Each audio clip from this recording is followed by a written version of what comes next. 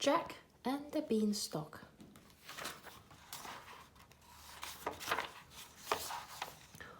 Once upon a time, there was a boy who lived with his mother in a tiny cottage. They were very poor. One day, his mother said to him, "Jack, you must take our cow to the market and sell her so we can buy food."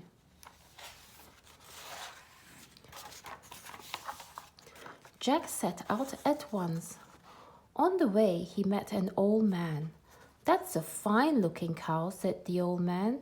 "If you give her to me, I'll give you some magic beans." Jack stared at the red and yellow beans. How exciting! He took the beans, said goodbye to his cow, and hurried back home. Jack's mother was very angry when she saw what he had done. "Silly boy," she exclaimed, "now we shall starve," and she threw the beans out of the window. When Jack awoke the next morning, his bedroom was dark. He ran to the window and saw a tremendously tall beanstalk outside. It seemed to reach up to the sky. "They were magic beans," Jack shouted. He jumped out the window and quickly climbed the beanstalk. At the top, he saw a beautiful castle sparkling in the sun. An old woman greeted him as he hopped off the beanstalk. "Don't go near the castle, young man," she said. "A wicked giant lives there. Long ago he stole your father's fortune and left him a poor man." "Then I certainly must get it back," Jack exclaimed, and he strode right to the castle door. The giant's wife answered his knock. "If you want food, I'll give you some," she said, "but you must hurry. My husband eats boys for breakfast." She gave Jack a slice of bread as big as a tabletop. But even as he ate, there began a great noise outside. Jack leaped into a skillet to hide, just as the giant entered, bellowing, "Fee, fi, fo, fum, I smell the blood of an Englishman.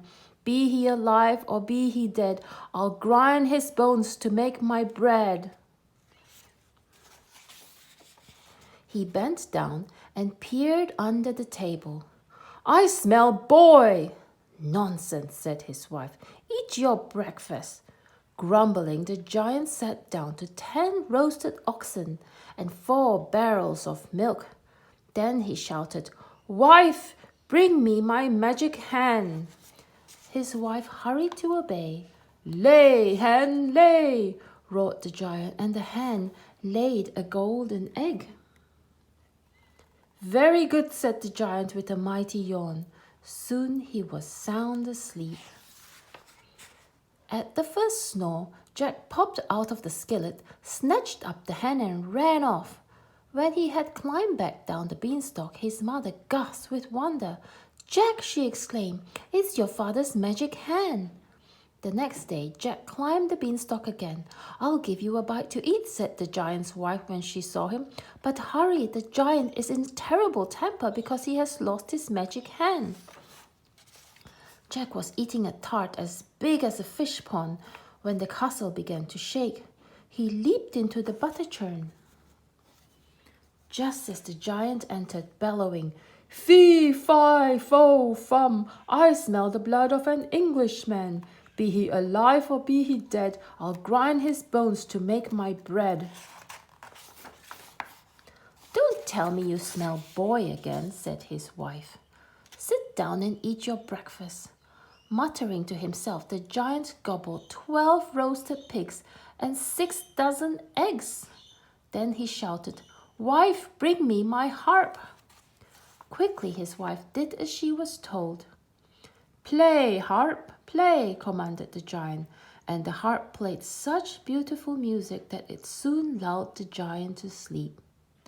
At once, Jack jumped out of the butter churn, seized the harp, and ran away. When he reached the bottom of the beanstalk, his mother was waiting. "Oh, Jack," she said happily, "you have found your father's golden harp." When Jack climbed the beanstalk the next morning, the giant's wife was waiting for him. "I'll give you a snack if you wish," she said, "but you are in great danger. The giant lost his harp yesterday and he's in a terrible rage." Jack was eating a cupcake as big as a haystack. When he heard the giant coming, he jumped into a pail and listened to the terrible roar. "Fee, fi, fo, fum, I smell the blood of an Englishman. Be he alive or be he dead, I'll grind his bones to make my bread." "Sit down and eat your breakfast," said the giant's wife, "then you'll feel better." Mumbling angrily, the giant ate 15 roasted ducklings and 200 sausages. "Wife," he growled, "fetch my gold, that will cheer me." For a long time the giant played with his gold pieces.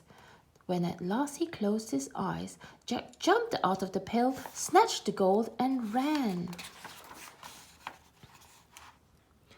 But the giant had only been pretending to sleep.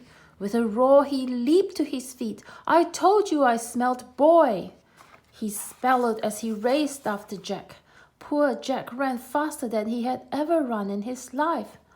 "Mother, get the eggs ready," he shouted from the top of the beanstalk.